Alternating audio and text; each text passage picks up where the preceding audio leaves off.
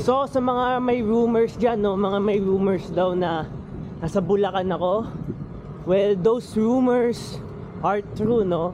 Ako po ay nasa Bulacan. Then again nga, para nga magtrabaho. And yes mga ka-muffers, since medyo okay na po ako sa trabaho, mag-vlog na po ako ulit.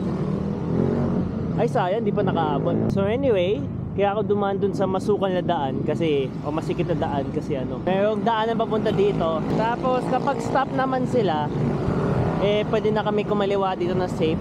Compared naman dun sa kabila na sobrang delikado kapag tatawid. Dito, very safe tumawid dito. So compare naman sa commute, sa pag-commute dito sa bike sa Maynila compared dito sa Malolos o sa probinsya, grabe yung ginhawa dito sa probinsya.